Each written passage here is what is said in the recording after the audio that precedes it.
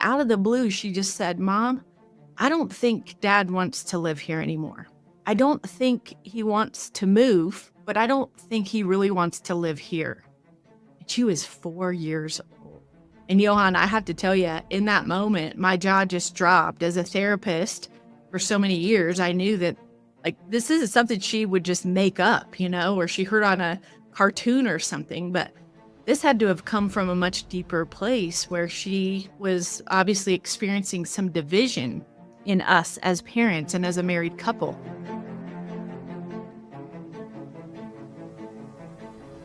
You're the CEO of Families of Character. How do you help families? Yes. So the way we help families is really through coaching and coaching in small groups. So we coach parents who are raising kids that are school age. Some parents come to us and they just have, a baby or two toddlers. But we've also coached couples all the way up to having a few kids in college and then a few more still at home in high school. So coaching is our primary way that we help families. What do you do in that coaching? So what we do is we help parents identify and form a unique family mission statement. So we really feel like if parents are just sort of blocking and tackling as things come at them when raising kids, then they end up sort of succumbing to the pressures of the culture and without having a real mission or vision for their family. They're just becoming overwhelmed. They're becoming overwhelmed by the calendar, not having proper time for prioritizing their marriage and family life. And so we start by just identifying, what are your values? What is the mission and vision that you have for your family? And a lot of times it takes parents a long time to sort of, take a breath and get back into that state of dreaming that they were in when they first got married before they had kids. But once they're able to do that, we're able to help them through sort of 7 different kind of fundamental categories to establish their values and to claim them as their own. So we really start with the mission and vision of the family. And then we go into the tactics of how do you live out your family mission now that you've claimed that. And this all came out of something that my husband and I kind of put together after really running into some hardship. We were like most families, married, had 3 kids. Our kids were in private schools. I had a private practice as a counselor. He had his own business as a wealth manager. And, we were going to church every Sunday. Our kids were well behaved. They were in a few sports. And so we thought like things were going along pretty well until one day when I was giving my daughter a bath. It was the end of a long day. I had been at my private practice kind of all day, seeing clients. Was just exhausted, that second half of the day where you're just like, oh, I need, a second cup of coffee or something to get me through this, bedtime and dinner and dishes and diapers, all the things you have to do at night. And I was giving her a bath and she had her eyes closed and I was shampooing her hair. So she was like waving her hair around in the tub like a mermaid. And I was just sort of doing the next thing to get through it, And out of the blue, she just said, "Mom, I don't think Dad wants to live here anymore. I don't think he wants to move, but I don't think he really wants to live here." And she was 4 years old. And Johan, I have to tell you, in that moment, my jaw just dropped. As a therapist for so many years, I knew that like developmentally, she shouldn't like this isn't something she would just make up, or she heard on a cartoon or something. But this had to have come from a much deeper place where she was obviously experiencing some division in us as parents and as a married couple. And so I just got her out of the tub and she said, just about as quickly as she said, "I don't think Dad wants to live here anymore." She said, "Could I get a snack before bed?" It's like, well, sure, you could have a snack, let's do change that topic. That was painful. So I gave her a snack and got her into bed and everything. And then I sort of tiptoed into my bedroom where my husband was. And I said, hey, babe, are you thinking about moving or leaving at all? And he says, well, why do you ask? And again, I was like, oh no, I'm a therapist. Like, it's bad news when someone answers a question with a question, this isn't good. So I'm tuning in. And I said, well, this is what Annie just said. And I'm just sort of shocked. And he said, that's interesting. He's kind of nodding his head and he puts his hand on his chin and he's looking up at the ceiling. And I could tell that he was choosing his words very carefully. And he said, well, I'm not planning on moving or leaving, but he said, you're just like really not fun to live with. And in that moment, it was like immediate agreement from me. I was like, oh, you're right. I am not fun to live with.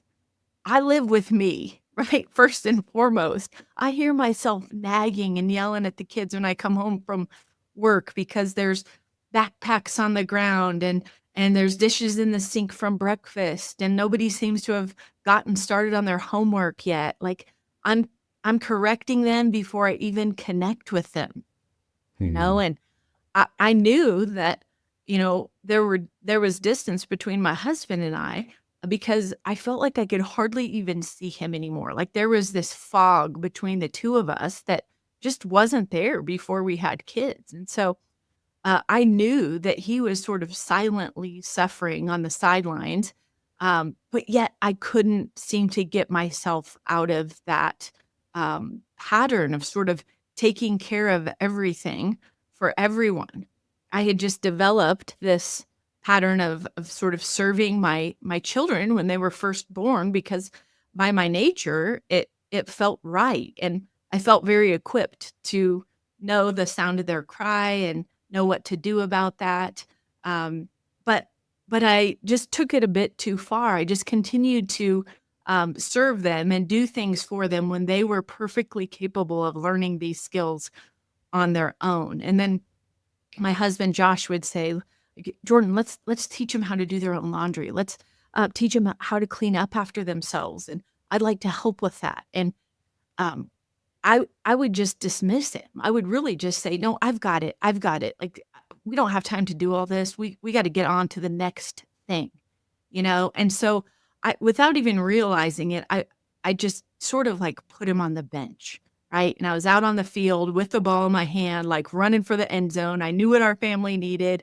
I knew we all wanted to, you know, um, win this game of life, but I was really being kind of a ball hog, and I didn't even realize it until that night, when both Annie and my husband had said this, and it was like at that moment, I looked around the field and I saw, man, we're all wearing the same colored jersey with the same last name, right? We're all living under the same roof, sharing the same last name, but I have put everyone on the sideline and I'm doing this on my own. And at that moment, I just realized, man, this overwhelm, this burnout is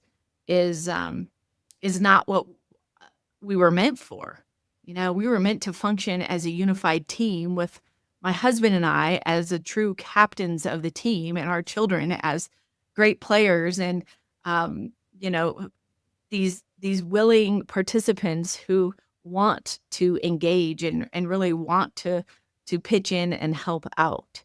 And so it was then, I think, like most things, that this idea of claiming a family mission statement and really doing a weekly family huddle where we huddle up once a week to look at the calendar and see what we have going on as an entire family, my husband and my kids and I, so that we could all pitch in and solve the problems of the family calendar, came from this place of like, hey, we're feeling divided. I'm feeling resentful. My husband's feeling kind of like, he's just started out in a position of like co-pilot or pilot before our kids came. And now he's like hollering at us from the trunk, like, come on, like this, you know, get me back in the front seat. This is where I thrive. So, um, long story short, that's where our coaching program came out of is our own pain and what worked for us to really reorder the priorities and the relationships in our family to where our faith was foundational first, our marriage second, and then the unity of our entire family with our kids third. Amazing. Jordan, thanks very much for sharing that. That's very powerful. Yeah, you're welcome. There's so much in what you just said to unpack. I think just that intro that you gave is enough for a whole parenting course. Some questions that come to mind are how did you come to decide that mission, vision, and values weekly huddle are important? Is it something you just learned from experience or is it something you read somewhere? And how do you convince someone that it's worthwhile, specifically addressing the objection that I can hear in my head from others that it just seems it can maybe seem forced or stilted? And did successful parents 100 years ago use these strategies? How would you address that? Well, I think a couple things. One, we had read different parenting books, you know, when we were young parents trying to get it all figured out and get advice from the best. And my husband had ran into this idea of developing a family mission statement. And I think he read it out of a business book, right? Where all good businesses have a strong mission statement and a vision for their organization. Where do we want to go? What are we striving to do? And both of us just thought, you know, that just makes so much sense for our family. You know, like as a couple, we make a covenant to each other because our vocation, our primary vocation, is to marriage.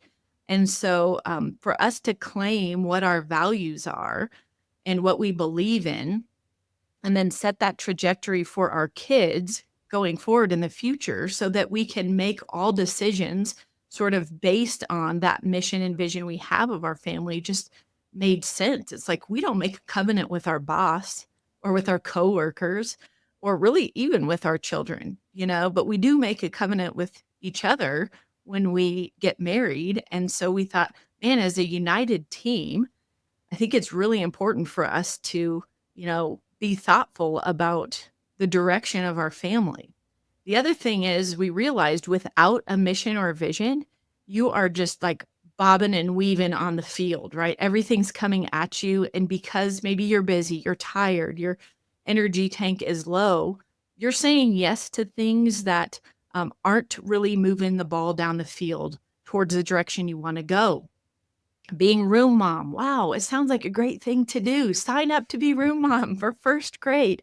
You might not have the bandwidth, right? It's not that it's not a good thing, but too much of a good thing is never a good thing, right? So you're saying yes to all these things as young parents.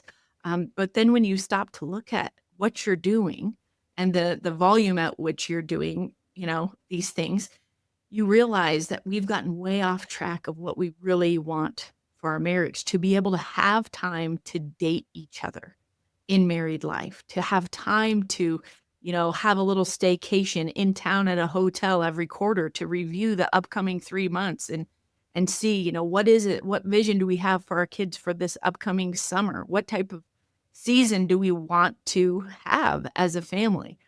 Without this mission and vision, you're just you're in a reactive state versus being responsive and intentional.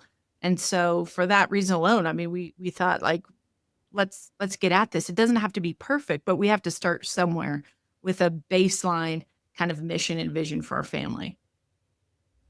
So how would listeners come up with a mission, vision, values for their family? You know, I think you can start first by just saying, you know, what are our top 3 priorities? At Families of Character, we feel like the number one top priority, if you are a person of faith, ought to be your faith. So we tell people, like for us, we're Christians. So we say like our relationship with God is number one. Let's write out 2 to 3 sentences that would sort of explain what we are striving for in our relationship with God. So in our family, we say, you know, we know and love God the Father. We follow Jesus as our example, and then we call on the Holy Spirit to guide us in our daily lives. So that's our statement about our faith, first and foremost. And then we say, and the second thing in your mission and vision should be the second priority for you, which again, we believe should be your marriage. You know, back in Genesis, like God created Adam and Eve before children were created. And so we know that the foundation of every family is the marriage. And so we say, you know, as spouse, we serve each other to grow in love and we work as one to move the family forward. And that's it. That just helps us to remember that, you know, we serve our family to grow in love. We serve each other, then we serve our children. Our children learn how to serve each other and us and their friendships and their spouse one day. So that was a priority to us. And then third, we talk about family. What type of family do we want to be? Okay, so we have God, we have spouse, and then our relationship with family. And one of the things we encourage couples to do is to ask your kids, if they're old enough, to really kind of get this, is like, what kind of family are we? What sets us apart from people in our neighborhood or people at church? Like, what are we sort of known for that we really want to keep up? Because it's us like living out our gifting. And so, what we say is in our family, we've got each other's backs. And we say we're interactive, we're fun, and we're adventurous. And so that helps us remember that our family isn't meant to be sort of lived out in this quiet life inside our home after work hours. But we really want to get out and interact with people wherever we are, with the clerk at the grocery store or, someone we see coming out of a store that may be without food. And so we're interactive, we're fun. We like to have fun, right? Part of the reason we put that in, Johan, I have to admit, is that my husband and I tend to be pretty serious, driven people. And so we don't want to be pretty serious, driven people all the time. We want to let loose and be playful and have fun. And so we made sure to put that in our mission statement because it's something we're striving for. It doesn't mean we have it down. It just means that that's an important thing we want to strive for on a daily basis. And then just that we're adventurous. We've been to 49 out of 50 states. And in the last 5 years as an entire family, and I truly believe the reason we've been able to accomplish that goal is because we've had a mission for 6 years that we've recited every day or every week during our family huddle. And then inside of our family huddles, we talk about like, guys, what do you want to do? What kind of goals do you have? What would you like to accomplish? What's one goal we could work to accomplish week to week, but also like long term? And so because we're taking care of the business of the family on a weekly basis, we all know what's going on the calendar week to week. We're managing the day to day and we have a pulse on things. We are looking 3 months out. That frees us up to be able to dream again about what we want to do 3, 6, 9, 12 months from now, to really live out this goal of being fun and adventurous and sharing our faith and our lives with other people. Beautiful. So you have the mission, vision, values, weekly huddle, regular date night, quarterly staycation. What else would you add on to that? So another really interesting statistic we found is that because we're realizing, I think this was a Pew Research study that showed that married couples, even Christians, are divorcing at 50%. And it improves if actually, this is interesting. If you get married for a second time, your chance of divorce is 76%. So it's even higher than the first marriage. It gets higher each time. Yes. Yeah. But if you're going to church with your spouse every Sunday, your chance of divorce reduces to 26%. So we encourage people of faith to go worship together, go to church together. This safeguards your marriage. It's a great example to your kids. Your kids are more likely to keep their faith if their dad goes to church and actually leads the charge in getting the kids and the family all to worship service on the weekends. But then this is crazy. If couples pray together as husband and wife, aside from family prayer, if they pray together daily, their chance of divorce goes down to 0.006, less than 1% chance. Wow, that's amazing. Yes. So we coach couples on how to pray together. And believe it or not, it sounds like, and I tell people, I say, this is only 90 seconds of your day. If you invest 90 seconds in your marriage through shared prayer, you safeguard your marriage by so much, right? Like this is a simple thing that we can put into practice, but that simple things aren't always easy, right? Praying together Mhm. is very vulnerable for folks, right? Like it might be their most intimate relationship that they have is their relationship with God and their quiet prayers that they have with God, the struggles they share with God. And so if you can overcome the obstacles, which are usually our thoughts, which I know because you're a cognitive behavioral therapist, right? The things that we think Mhm. about are what really prevent us from doing certain things. And so through our coaching, we help men actually pray for their wives. And it's a very specific sort of posture, too. We say, hey, before you leave the house in the morning, go find your wife, stand up with her, hold her hand, both of you close your eyes, and just say a simple prayer. Lord, thank you for this beautiful, sunshiny Colorado day. I just ask that you help Jordan in in the activities she has of her day. Give her patience with the kids home this summer. Help her to find pockets of intentional focus in her work today. And Lord, we just ask that you help us both to grow closer to each other and closer to you. Amen. That's it. That's it, right? And then he goes off to work, and I feel like, man, back in college and in the movies, they told me I would feel most pursued by my husband if I got the big ring, if we went on the big surprise vacation, if every year on Valentine's Day I was just more overwhelmed by the gift he picked out for me. And I'm like, no, it's this. Like my Mm. husband prioritizing inviting God into our marriage every day for 90 seconds, him coming to find me in our home and just holding my hands like we did on our wedding day, just for a simple short period of time. Like this feels like beyond anything else in terms of being pursued and really loved and prioritized in the family. So that's part of our coaching. And it takes some time. It's probably the number one most difficult thing for couples to get into a habit of is this praying together as husband and wife. Listening to you is a blessing. I really appreciate you sharing this. Oh, thank you.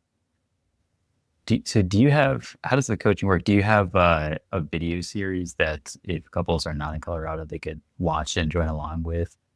I don't yet, but that seems to be something that people are asking for. I have a hesitation in it just because I know the value of in-person coaching. And by that, I mean, all of our coaching is done over Zoom. So we've coached people all over the United States. Last year, I coached 46 couples.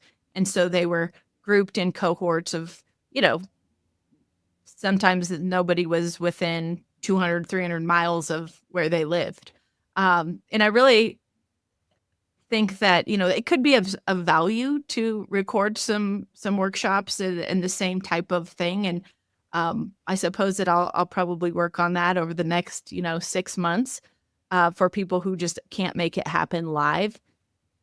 But my goal is that through this coaching, I can coach other couples who end up having transformations where they feel called to lead groups in a face to face, even over Zoom, but live coaching. Because I just think that feedback, hearing from other couples, is so important. That's where most of the growth happens when there's one guy that shows up and says, "Oh yeah, we went on this great date last week. We hadn't been on a date in 3 weeks, but it was simpler than I thought it was." And man, the wife expresses how you know awesome it was that he set things up or however it went, and she's beaming, and they can see her. Then other guys really level up in the group, and same thing with the prayer. It's like, "Oh, man, I'm struggling, and this is why. I just can't get over this part," or, we've had a lot of history with criticizing each other in our relationship. And so I'm just really nervous to even try this because I'm afraid this is like the last card I have to play. And if I put that out there and, she criticizes me or corrects me in some way, that this is really going to, break me down. And so that live interaction with groups is what I think is probably the most helpful about this coaching. So I'm hoping that over time you refine the coaching, see what sticks and what works best for couples and watch couples over time.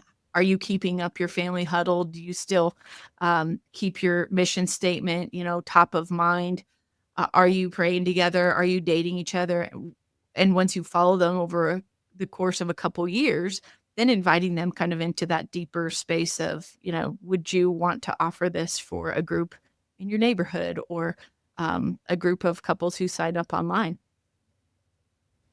What's the time commitment if people sign up for this coaching program? So it's called a Thriving Family Accelerator, and the accelerator part of the course is 6 weeks. So it's weekly evenings. Right now we have Tuesday evening, 7:30 to 9 p.m.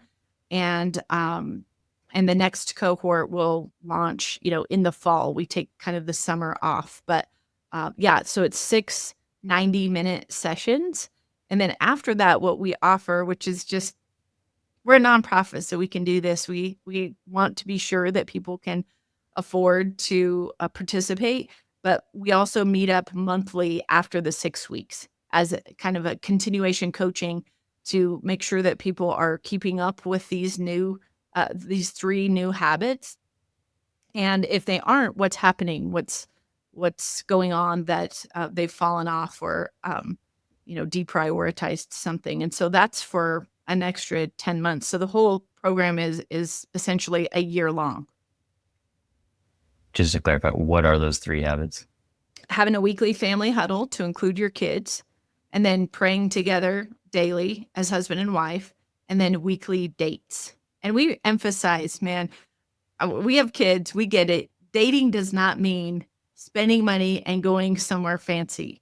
We have a list of date at home kind of ideas that have been really awesome for people in our community, and husband and wife consider like, yeah, that counts. You put it on the calendar. When it comes up, you actually participate in it instead of, deleting it or scheduling something over it. And then week after week, couples are feeling pursued and intentionally prioritized, and it doesn't have to be fancy and break the bank.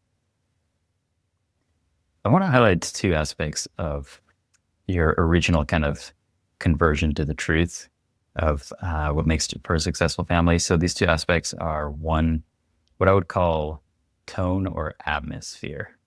So it's kind of a subtle concept, but it's, what do people feel when they're in the family? And your husband characterized it as being, it's not fun.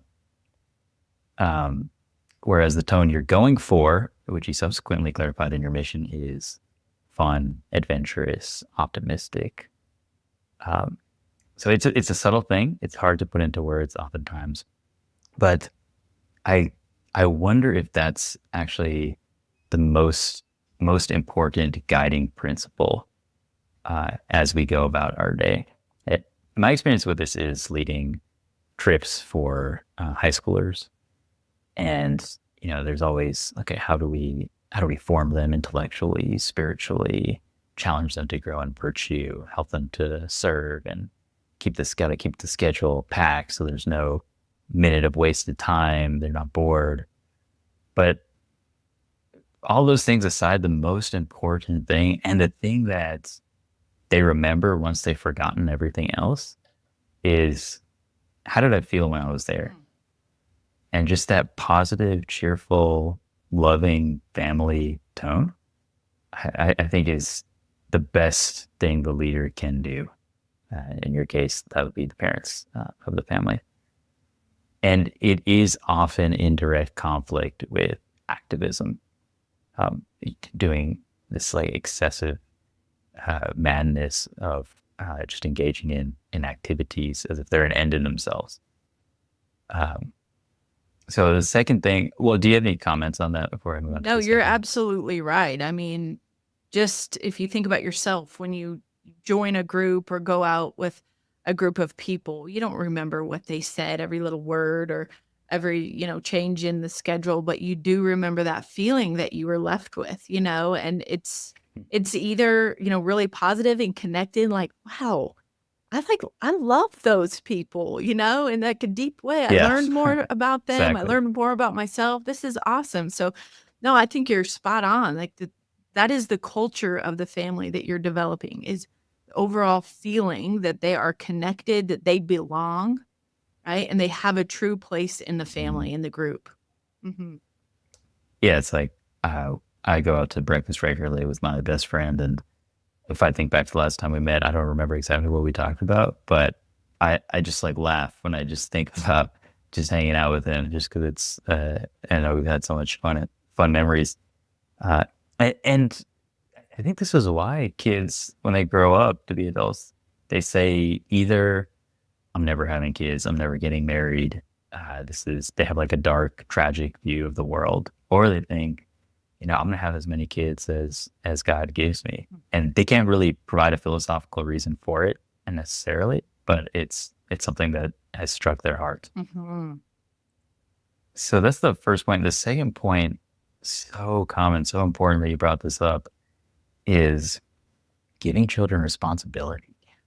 So I think this might this might be one of the most important factors that parents can do. Let's just say the second one. Okay, let's say tone is basically the first one, which is love, essentially. The second one is then forming their human nature through giving them responsibility. And as you said, the challenge to that is twofold. One is this kind of like addiction to being nice that moms often face, uh, which may be a reflection of their self worth. Like perhaps, and you can correct me if I'm off base on this, I'm just speculating, but it could be that the mom is thinking like, my self worth is based on doing things for my child. And it's also, there's a fear of seeing your child be uncomfortable and fail. Um, so I think that's giving them the responsibility. And then the other challenge to it is as you acknowledged, it takes more time. It takes more intention and attention, and the kids are going to do it less well, and you're probably gonna have to clean up the mess afterwards. But ultimately, you're forming adults, right? You're not Yes. forming children. That's gonna come from giving them responsibility. Yes, you're 100% right. And I think, I just speak from my own experience, but with each child, I, you know, took a job where I could be a little bit more present to them at home. So I used to work inpatient psych. And then once I would get pregnant and get close to my due date, I'd be like, okay, I can't go back to the intensity of that while I'm, have another baby at home. So I'll do something like private practice where I could work fewer hours and kind of regulate my own schedule so that I could be available to my kids more often. And what I found when I was sort of what I would consider kind of a stay-at-home mom for those months was, this, like, need to prove my worth, right? Like, I've gotta Mhm. I wanna clean the house, I wanna fix good meals, do all the grocery shopping, like, take care of Mhm. I even started mowing the lawn at one point, and my husband was like, "Girl, you have literally taken every responsibility from me too, but that's something that I love to do," And so it was like, "Whoa." So I think there can be that in motherhood too, where you're thinking like, but other women are out working 40-hour Right. jobs and they're Right. commuting. And so if I'm home, like letting Johnny try these things on his own and taking more of a back seat and expecting them to clean up after themselves after playtime or whatever, like I ought to jump in and do that. Right. And then it's just a misperception. It's like, no, then you are raising kids because they're just going to be chronically dependent Mhm. on you versus really trying and Mhm. making that your job to raise adults that are capable of actually they delight in picking up after themselves and pitching in on family meals and Mhm. getting out and doing the mowing right at age 10 or 11. It's really a beautiful thing, but I think that you hit the nail on the head that sometimes it's just like comes from this uh, lack of worthiness. in motherhood. So, and I think the way to help parents reframe that is by teaching them to be independent as the best service and the highest form of love that they can have. Yes. So love classically is not merely a feeling. It's not merely trying to evoke positive emotions in the other. It's desiring what's best for the other and doing what's best for the other. And that's ultimately helping them to be capable of serving others, just Yes. like our Lord teaches us to serve others. Yes. Yes, you got it. That's right. Desiring the person to be the best version of themselves. And that means instilling that service heart in them or Exactly. yes. Yeah. So good. Exactly. So you have more than 130 podcast episodes. Can you just tell us briefly about that? Yeah, so we have had a podcast for the last 3 years. It's called the Families of Character Show. And there's a variety of different topics on there. But there's a lot about a family huddle and organizing your family around this weekly family huddle because we just think it's, just sort of the cornerstone for getting order back in the family and helping to really get people to level up. So, in responsibility. So, family huddles, we've had guests like Dr. Leonard Sachs on our show. Okay. We've those are some of our favorites. Him talking about screen time and just limits on kids with, shows and pop culture music and things like that. I've interviewed my daughter twice. I interviewed her when she was 8 about the benefits of a family huddle, and then again when That's she so was cool. 10 just recently. And so, yeah, there's just a variety of different topics. And if you go to our website, familiesofcharacter.com, you can search anything that you're looking for. And then the podcast episode or a blog article will pop up with that topic that you're looking for. So, yeah. But I want to share a crazy idea with you. I'm also mindful of your time. Yeah. So I've been putting a lot of thought in how to help young couples. One idea that comes to mind is, well, first of all, what is their challenge? And what I hear is they're overwhelmed and isolated. Yes. So how do we address that? One idea could be facilitating the formation of couples groups that live close to each other and they make a commitment to one another to help and serve one another as needed. Watching the kids, babysitting, so that the parents can go on a date night or can run that errand, fix that dryer, or just fellowship, just coming together on a Saturday morning and bringing some donuts and just the kids play together and the couples have some adult conversation time. So one route could be like an app where you connect people through it and then they can communicate through it and that sort of thing.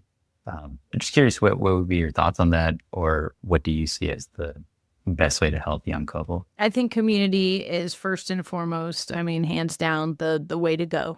We need each other. We were not meant to do this in isolation. And so, any way you could facilitate that, if it was through an app like Proximity, searching for couples in your neighborhood that would be up for that. I like for couples to be in groups where they share the same, basic faith values. I think that's really important. Um, and another way to do that is through church too, is to, my husband and That's how I, it should be. yeah. My husband and I put together like 12 small groups right before COVID, like literally 2 months before the shutdown. And these couples met up in homes, and one was a host couple. And then they would watch these videos or read a blog article about character formation, particular virtue or character strength. And then they would, go home and try to kind of form their kids in picking up after themselves, if it was orderliness or, let's practice forgiveness by saying we're sorry or noticing when somebody's hurt us and asking them for forgiveness or whatever. And it was great. And then the shutdown happened and all the groups sort of like just naturally disbanded. But I saw that it was possible, and people still come up to me today and say, Jordan, man, we missed that. We were with the, Han barriers and really enjoyed them. And we just were starting to get to know them when everything shut down. So parents crave that. They want it. I think the mistake in these groups would be like, you didn't do your homework between groups, just being too rigid about things, but really realizing like what you said is what is the main purpose? What is the feeling that these parents get when they come together? Is it acceptance and love? Or is it that, oh, you're not doing what you said you were going to do. And so therefore you're kicked off the island. So you have to be Yeah. careful about that, right? Is this, yeah, having some structure to it, but also just realizing we need each other. And the goal is to be truthful and vulnerable and fully ourselves um, in sharing the wins and some of the worries, Yeah. Do you have any last words for us, Jordan? I just think if you're a married couple or a married person that's listening to this or a parent, I just want to tell you that you were not meant to just simply survive your marriage. Your marriage was meant as a vocation. It is meant for you to really thrive in that. So no matter your state of marriage at this current time, there is definitely hope. And through some simple things like coming back together or identifying a unique mission and vision for your family, you can do it. It's never too late. So yeah, if you want to check out our website, familiesofcharacter.com, we have a free downloadable right on our homepage. It's called Get the Guide. It says you push that button and there you go. You can get started with a family huddle and creating a mission statement. This has really been wonderful to talk to you. I really appreciate it, and I wish you all the best. Thank you so much, Johan, for having me on your show. Best of luck to you. I hope we stay in touch.